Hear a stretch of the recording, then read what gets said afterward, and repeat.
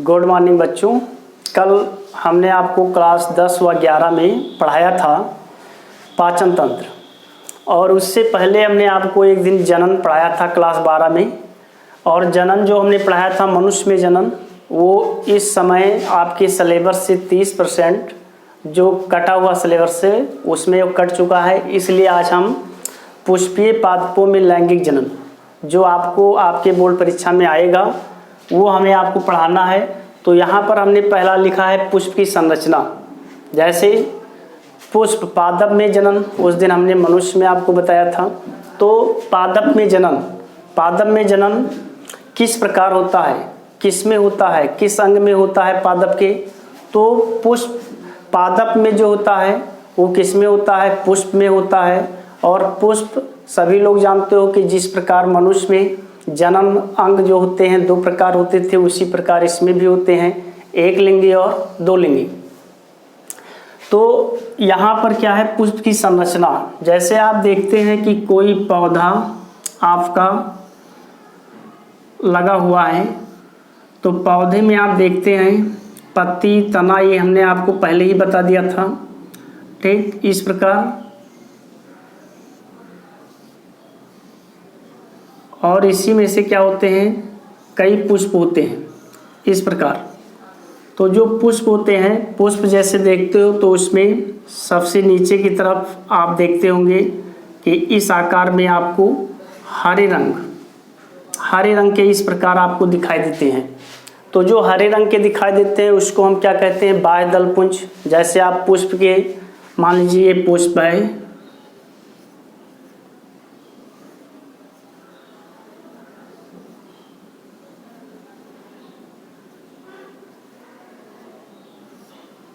ये मान लीजिए पुष्प है।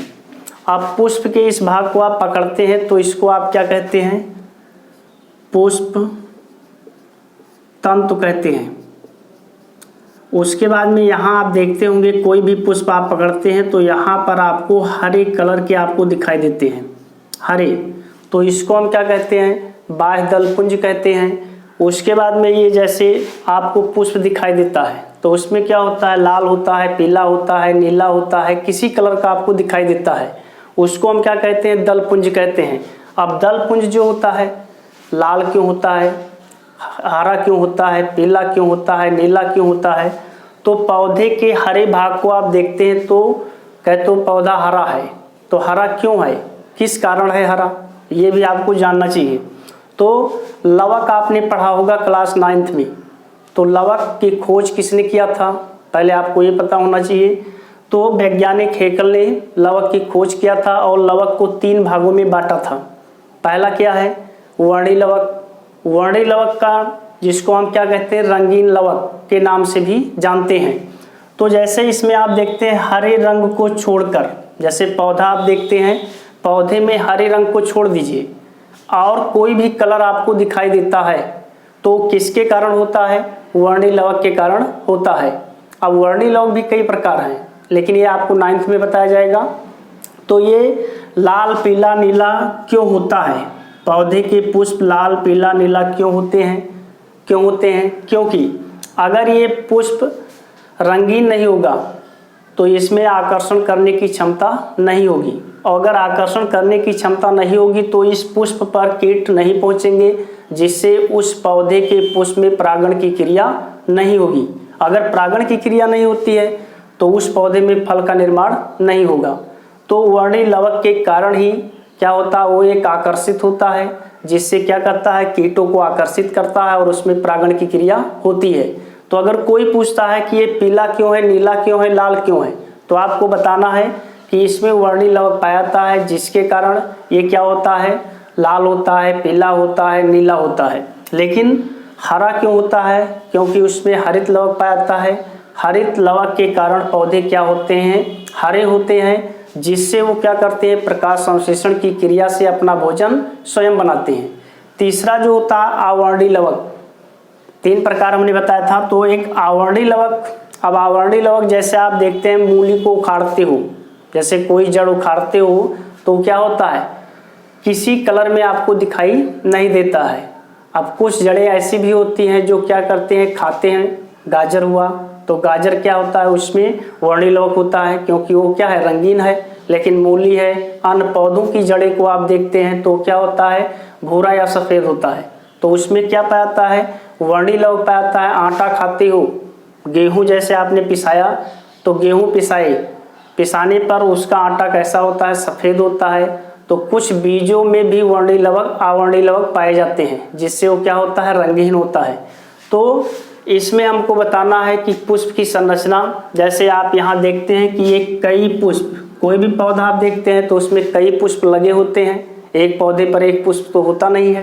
तो इसमें क्या होता है, ऐसे पुष्प है। अब पुष्प के भाग को आपको पहले जानना चाहिए क्योंकि आपके आसपास में तमाम प्रकार के पौधे लगे होते हैं, उसमें पुष्प भी होते हैं और पुष्प नहीं होते हैं, दोनों प्रकार होते हैं। तो यहाँ पर आप देखते हैं कि सबसे निचले वाले पुष्प के नीचे भाग जो हरे रंग का होता है, तो आप कोई भी पुष्प खिलने से पहले, जैसे जब पुष्प नहीं खिलता है उससे पहले आप देखते हैं तो उसमें हरा का आवरण होता है पूरे पुष्प के ऊपर से, इस प्रकार। तो जब हरे का आवरण होता है तो उसको हम क्या मानते हैं, सबसे बाहर होता है, इसलिए उसको हम क्या कहते हैं, प्रथम चक्र। जैसे पुष्प का प्रथम चक्र जो होता है क्या होता है, बाह्य दलपुंज होता है। अब जब ये क्या होता है, धीरे धीरे खिलता है, तो खिलने पर जब पुष्प खिलने लगता है तो उसमें आपको क्या दिखाई देता है, रंगीन दिखाई देते हैं। तो दूसरा चरण क्या हो जाएगा, दलपुंज हो जाएगा, जो आपको रंगीन दिखाई देता है, जैसे जिसको आप देखकर आकर्षित होते हैं और उसको तोड़ लेते हैं कि ये बहुत पुष्प अच्छा है, इसको हम तोड़ लें, और क्या करते हो, अपने पास रखते हो या लगाए रहते हो या सूंघते हो, कोई भी कार्य करते हो। तो वो पुष्प का क्या होता है, दूसरा चरण होता है। तीसरा चरण जो होता है वो क्या होता है, पुमंग होता है। अब पुमंग जो होता है जिसको आप क्या कहते हैं, नर पुष्प कहते हैं। और चौथा जो होता है वो सबसे मध्य में पाया जाता है, बीच में, उसको हम क्या कहते हैं, जायांग कहते हैं या स्त्री केसर कहते हैं। वो पुष्प का कौन सा चरण होता है, चौथा चरण होता है। तो पुष्प में अगर कोई पूछता है कितने चरण पाए जाते हैं तो आपको बताना है 4 चरण पाए जाते हैं।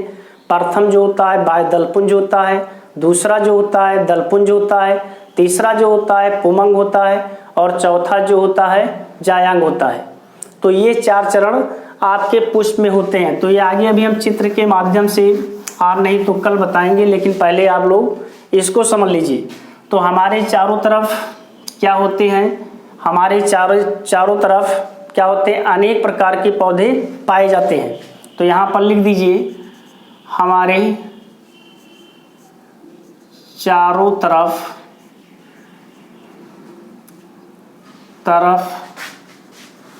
अनेक पादप पाए जाते हैं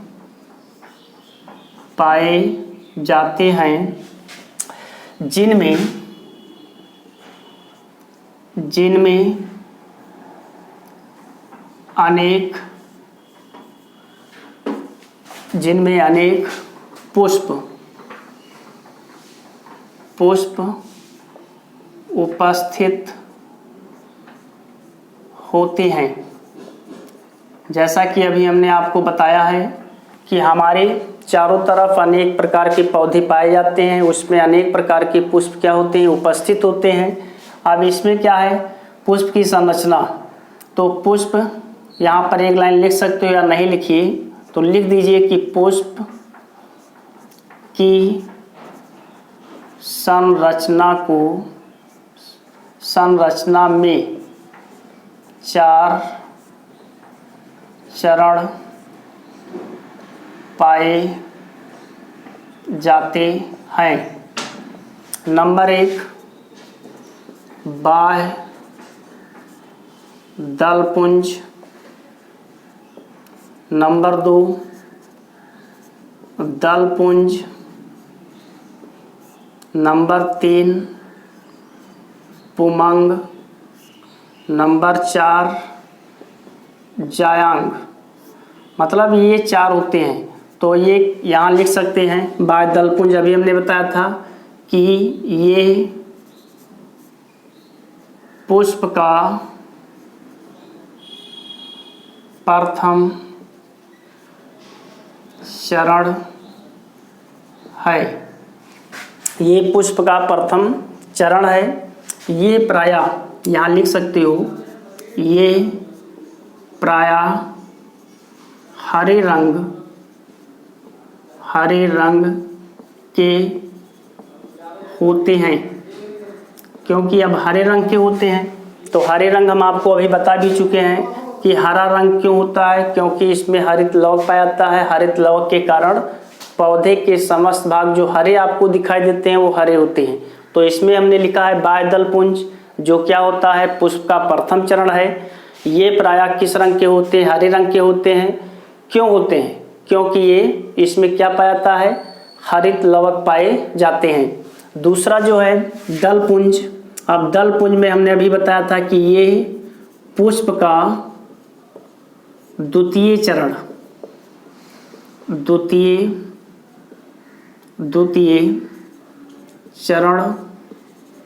होता है। ये प्रायः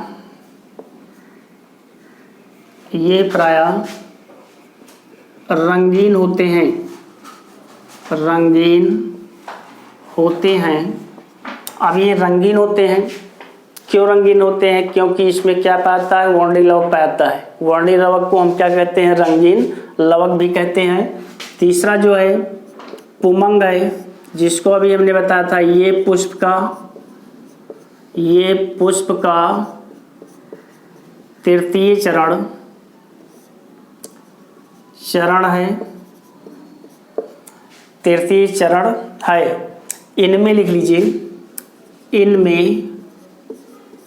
इनमें अनेक पुंकेसर पाए जाते हैं। तो इसे हम क्या कहते हैं, पुष्प का नर भाग भी कहते हैं। मतलब ये पुष्प का जो होता है नर भाग भी कहलाता है, इसलिए इसको हम क्या कहते हैं, पुमंग कहते हैं। और ये पुष्प का कौन सा चरण होता है, तृतीय चरण होता है। और इनमें अनेक पुंकेसर ही क्या होता है, नर भाग कहलाता है। ठीक, तो इसमें एक नहीं अनंत होते हैं। चौथा जो है जायांग है, इसमें आपको लिखना है ये पुष्प का चौथा चरण होता है। ये प्रायः एक या एक से अधिक स्त्री केसर होते हैं। अब स्त्री केसर, जहाँ स्त्री नाम आ गया वहाँ पर क्या हो गया, पुष्प का मादा भाग। तो इसको हम क्या कहते हैं, पुष्प का मादा भाग कहते हैं, क्योंकि ये क्या है, चौथा चरण है। तो जैसे कोई भी पुष्प आप देखते हैं कि ये पुष्प है, अब पुष्प के सबसे बाहर वाले भाग को पुष्प आज हम लाए नहीं हैं, या तो पुष्प के माध्यम से आपको बता देते, लेकिन दूसरे दिन आपको हम समझा देंगे। ठीक, तो ये चार भाग जो होते हैं पुष्प की संरचना में आते हैं। अब इसके बाद में जो होता है,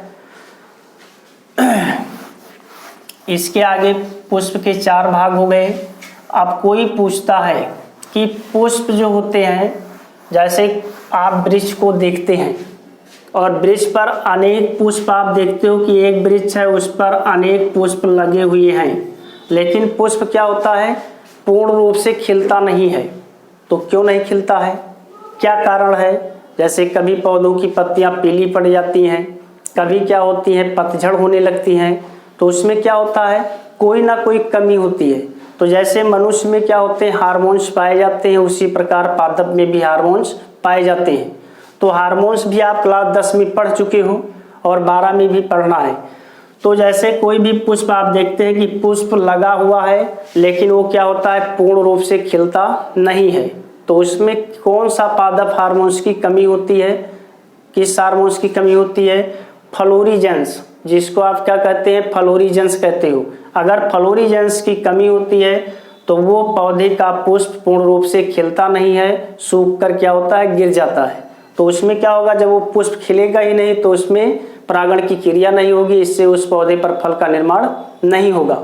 ठीक, दूसरा जो होता है, जैसे मनुष्य में क्या होता है, चोट लग जाता है, उसी प्रकार क्या होता है पौधे में, आप गुस्सा हुए, पौधे को गए, आधा भाग पौधे के तने को काट दिए और तने को काट कर चले आए, तो उसमें क्या होता है, कभी कभी पौधे के तने को काटने पर उसको हम क्या कहते हैं, पौधे का घाव कहते हैं।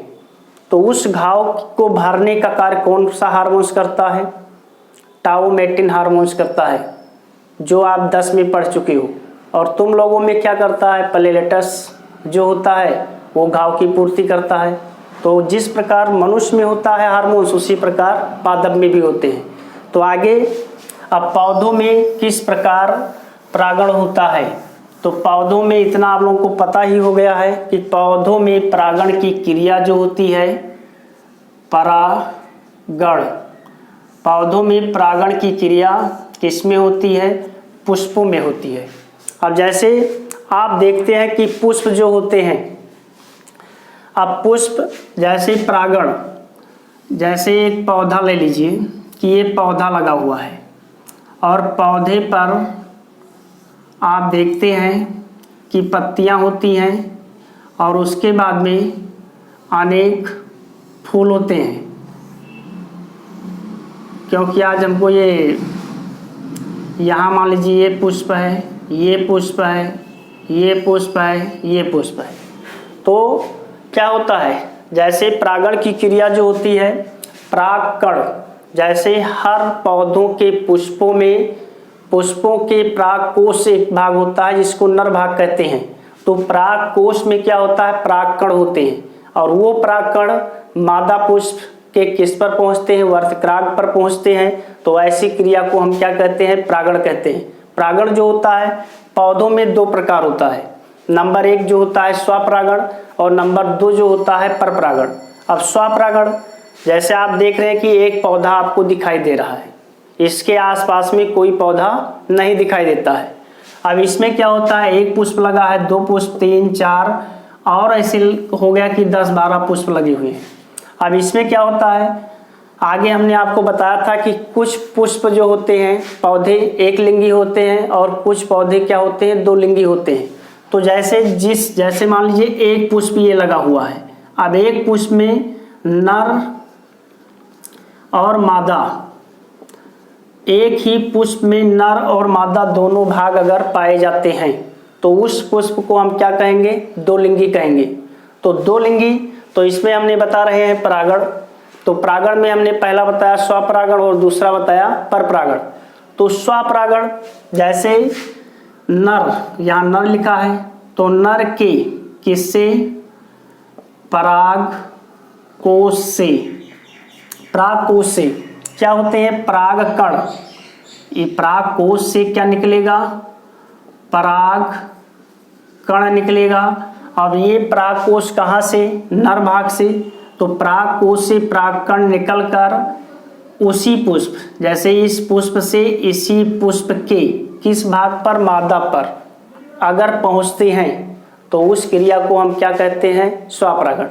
दूसरा जो होता है, क्या कह सकते हो, एक पुष्प के परागकण उसी पौधे जैसे एक ही पौधा है तो इसी पुष्प के परागकण इसी पौधे के दूसरे पुष्प पर, जैसे इसके परागकण इस पर, तो क्या होता है, एक पुष्प के परागकोश से परागकण निकलकर उसी पौधे के दूसरे पुष्प पर अगर पहुंचते हैं तो ऐसी क्रिया को हम क्या कहते हैं, स्वपरागण। दूसरा जो होता है परपरागण। अब परपरागण में क्या होता है, जैसे आपने देखा कि एक खेत है, उसमें तमाम पौधे आपको दिखाई दे रहे हैं, लगे हुए हैं, लेकिन सभी पौधे क्या हैं, एक ही जात के हैं। ये नहीं कि एक चना का पौधा लगा है, एक मटर का पौधा लगा है, एक सरसों का पौधा लगा है, ऐसा नहीं, एक ही जात, चाहे मटर के पौधे हैं, चाहे सरसों के पौधे हैं या फिर चने के पौधे हैं, एक ही जात के पौधे होना चाहिए। तो क्या होता है, जैसे इस पौधे के पुष्प के परागकण उसी जात के दूसरे पौधे के पुष्प के वर्तक्राग पर पहुंचते हैं तो उसको हम क्या कहते हैं, परपरागण कहते हैं। दूसरा जो होता है, अब स्वपरागण की कोई विधियां नहीं होती हैं, लेकिन परपरागण, पर मतलब दूसरे पर, जो क्या होते हैं, निर्भर होते हैं। जैसे आगे आप लोग पढ़ चुके हो कि स्वपोषण और परपोषण, तो उसी प्रकार परागण है। एक स्वपरागण, इसे दूसरे पौधे की आवश्यकता नहीं होती है, लेकिन इन्हें क्या होता है, दूसरे पौधे की आवश्यकता होती है। तो इसमें क्या होता है, ये परागण क्रिया, पर परागण क्रिया कई विधियों से होता है, जैसे जंतुओं द्वारा, पक्षियों द्वारा, उसके बाद में जल परागण, वायु परागण, ठीक, कृत्रिम परागण, मतलब कई प्रकार होते हैं जो हम आपको आगे बताएंगे। तो यहाँ पर परागण की परिभाषा पहले आप लोग लिख लीजिए। परागण, तो इसमें लिखिए परागकणों, परागकणों,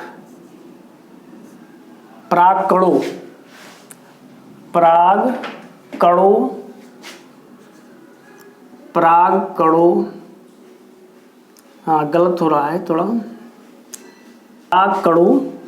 परागकणों से परागकोश, परागकणों के परागकोश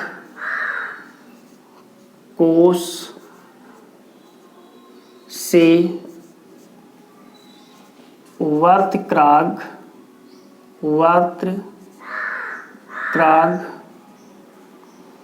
पर पहुंचने की क्रिया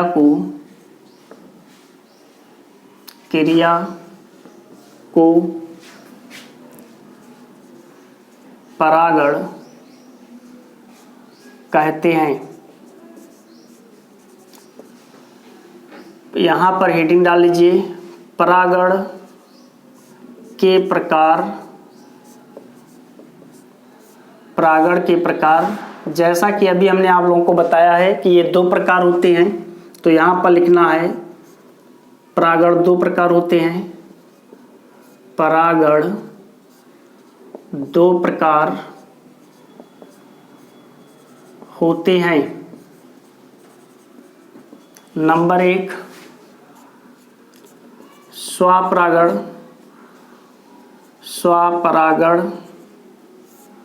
और नंबर 2 परपरागण।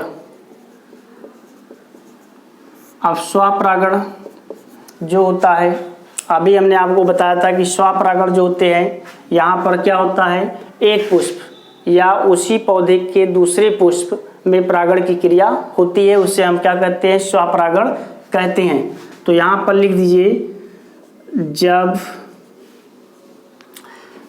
एक पुष्प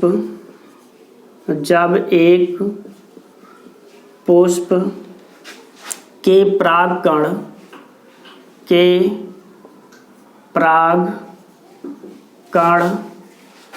उसी पुष्प अथवा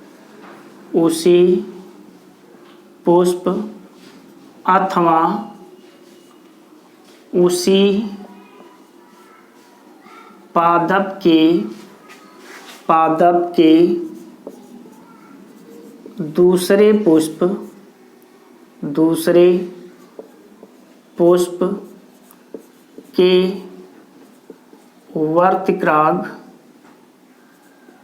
वर्तक्राग पर पहुँचते हैं स्वपरागण कहलाता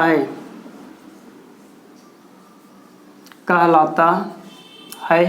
तो ये हो गया स्वपरागण की परिभाषा। जब एक पुष्प के परागकण उसी पुष्प अथवा उसी पादप के दूसरे पुष्प के वर्तक्राग, मतलब वर्तक्राग जो लिखा हुआ है ये कौन सा भाग होता है, मादा भाग होता है पुष्प का। और जो यहाँ पर क्या लिखा है, परागकण लिखा हुआ है, ये क्या होता है, पुष्प का नर भाग होता है। तो नर उसी मादा, मतलब स्वपरागण जो हो रहा है ये किस में हो रहा है, 2 लिंगी पादप में हो रहा है। ठीक, तो वही लिखा गया है कि जब एक पुष्प के परागकण उसी पुष्प अथवा क्या होता है दूसरे पुष्प पर क्या होते हैं, पहुंचते हैं, तो उसको हम क्या कहते हैं, स्वपरागण कहते हैं। अब स्वपरागण से क्या लाभ होता है और क्या हानियां होती हैं। तो जैसे स्वपरागण के पादप क्या होते हैं, शुद्ध होते हैं, ये इनको क्या होता है, दूसरे पादप की आवश्यकता नहीं होती है। जैसे हमें क्या होता है, पर परागण क्रिया करना है तो हमें जंतु का आशा देखना है, हवा का आशा देखना है या जल का आशा देखना है।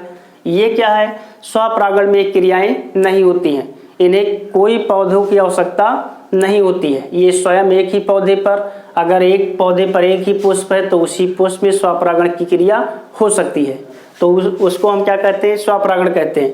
पर परागण जो होता है, इसमें आप क्या लिखेंगे, इसमें दूसरे जब क्या लिखोगे, जब परागण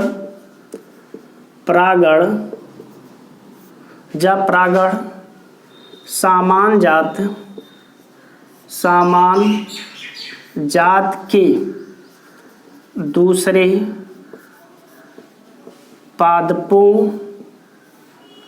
पादपों के मध्य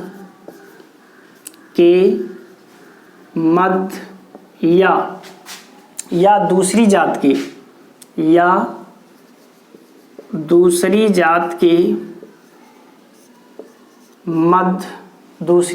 के मध्य होता है क्या कहलाता है, पर परागण कहलाता है। ये हो गया आपका पर परागण। अब पर परागण जो होते हैं कितने प्रकार होते हैं, यहाँ पर लिखना है पर परागण के प्रकार। यहाँ पर आपको लिखना है ये निम्नलिखित प्रकार होते हैं। नंबर 1 क्या है, वायु परागण। नंबर 2 जल परागण। नंबर 3 जंतु परागण। नंबर 4 कृत्रिम परागण। तो ये 4 भाग जो होते हैं किसके होते हैं, पर परागण के होते हैं। अब पहला आपने लिखा वायु परागण। अब वायु परागण आप देखते हैं कि तमाम खेत जो होते हैं फील्ड में, उसमें क्या होते हैं, तमाम पौधे लगे होते हैं। जब वो पौधे में क्या होते हैं, पुष्प आते हैं, हवा चलता है, तो हवा चलता है तो पौधे क्या होते हैं, हिलते हैं। तो इस प्रकार हिलते हैं, जैसे धान का खेत है, इसमें लगाया गया है, आगे उसमें पुष्प भी आएंगे, तो उसके पुष्प को आप हाथ से लगाते हैं तो उसमें छोटे छोटे कण आपको दिखाई देते हैं हाथ में, तो क्या होते हैं, परागकोश या परागकण कह सकते हो। तो वो क्या होता है, वायु परागण। जैसे जब हवा चलता है तो हवा चलने पर पौधे में कौन सा परागण होता है, वायु। ये नहीं सभी पौधों में, कुछ पौधों में वायु परागण की क्रियाएं होती हैं। जैसे आप मक्का खाते हो तो मक्का आप देखते हैं कि ऊपर पौधे के ऊपर, जैसे ये पौधा है, पौधे के ऊपर इस प्रकार के भाग आपको दिखाई देते हैं, और बगल में क्या होते हैं, इस प्रकार की फल लगा होता है, इस प्रकार होता है। इसमें क्या होते हैं, छोटे छोटे ऐसे परागकण आपको दिखाई देंगे। अगर मक्के के पौधे के पास में आप जाते हैं तो हवा चलेगा तो ये परागकण हवा से क्या होंगे, नीचे गिरेंगे। नीचे क्या होता है, ये मादा पुष्प है और ये क्या है, नर पुष्प है। तो यहाँ पर जब गिरते हैं तो ये एक चोटी के रूप में, जिसको आप लोग क्या कहते हो, बाली कहते हो। तो बाली के ऊपरी भाग पर आप देखते हैं पहले हरे रंग का होता है, और जब उसमें परागण क्रिया हो जाती है तो उसमें मक्के के दाने का निर्माण होता है, बीज का निर्माण हो जाता है। फिर ये क्या होते हैं, सूखने लगते हैं। तो मक्के में कौन सा परागण होता है, वायु परागण होता है। तो वायु परागण के परागकण हमेशा क्या होते हैं, सूक्ष्म होते हैं। सूक्ष्म मतलब सूखे हुए। क्यों होते हैं, कारण बताइए। अगर ये भी कोई पूछता है कि वायु परागण में पौधे के परागकण सूक्ष्म क्यों होते हैं, सूक्ष्म मतलब सूखा हुआ, क्योंकि अगर सूक्ष्म नहीं होंगे तो वो हवा के द्वारा एक स्थान से दूसरे स्थान पर नहीं पहुंच पाएंगे। अगर चिपचिपे होंगे तो क्या होंगे, चिपके रहेंगे, वो हवा में उड़ नहीं सकते हैं। हल्के होते हैं। दूसरा इसका जो होता है वो परागकण क्या होते हैं, हल्के होते हैं। हल्के होंगे तभी वो आसानी से एक पौधे से दूसरे पौधे पर पहुंच सकते हैं। हल्के होते हैं। तो वायु परागण पुष्प, अगर कोई पूछता है तो आपको बताना है कि वायु परागण की क्रिया उस पौधे में होती है जिसके परागकण क्या होते हैं, हल्के होते हैं, सूक्ष्म होते हैं। सूक्ष्म मतलब सूखे हुए, जो आसानी से क्या होते हैं, एक स्थान से दूसरे स्थान पर पहुंच सकते हैं। किसके माध्यम से? वायु के माध्यम से। दूसरा जो होता है जल परागण, जैसे आप तालाब या फिर नहर देखते हो या अनेक प्रकार के जहाँ जलाशय हमेशा क्या होते हैं, विद्यमान मतलब उपस्थित होते हैं, जल हमेशा सूखता नहीं है, उसमें भी क्या होते हैं कुछ पौधे होते हैं। अब उसमें जैसे आप कमल को देखते हैं या फिर आप किसको ले लीजिए, जलकुंभी को ले लीजिए, या फिर जैसे सिंगाड़ा खाते हो तो उसमें भी क्या होता है, बीज का निर्माण होता है। तो उसके परागकण, जल परागण के परागकण जो होते हैं, उस परागकण के चारों तरफ क्या होता है, श्लेष्मिक आवरण होता है। जैसा कि कल हमने आपको पाचन में बताया था, क्या बताया था कि ग्रास नली में श्लेष्मिक आवरण पाया जाता है, जिससे वो क्या होता है, चिकना होता है, जिसमें भोजन आसानी से फिसलता है। तो उसी प्रकार जैसे मान लो ये परागकण है, किसमें, जल में पौधे जो हैं, तो उसके चारों तरफ एक श्लेष्मिक आवरण होता है। क्यों होता है, इसका क्या कारण है, ये भी तो कोई पूछ सकता है। तो इसका ये कारण है, श्लेष्मिक मतलब चिकना, जैसे साबुन आप लेते हैं, साबुन हाथ धुलते हो, पानी नहीं रुकता है। तो अगर इसमें चारों तरफ से, इस कण के चारों तरफ से अगर श्लेष्मिक आवरण होता है तो ये क्या होगा, ये कण जल से भीगेगा नहीं। अगर जल से भीगेगा नहीं तो ये सड़ेगा नहीं, अगर सड़ेगा नहीं तभी ये परागकण क्या होगा, ये परागकण तभी क्या होगा, दूसरे पौधे के वर्तिक्राग पर पहुंचेगा और उसमें क्या होगा, परागण की क्रिया होगी। किसके माध्यम से, जल के माध्यम से, और उसमें फल का निर्माण होगा। ठीक। तीसरा जो होता है जंतु परागण। जंतु परागण जो होता है, जंतुओं में पक्षियां भी आती हैं, पशु भी आते हैं।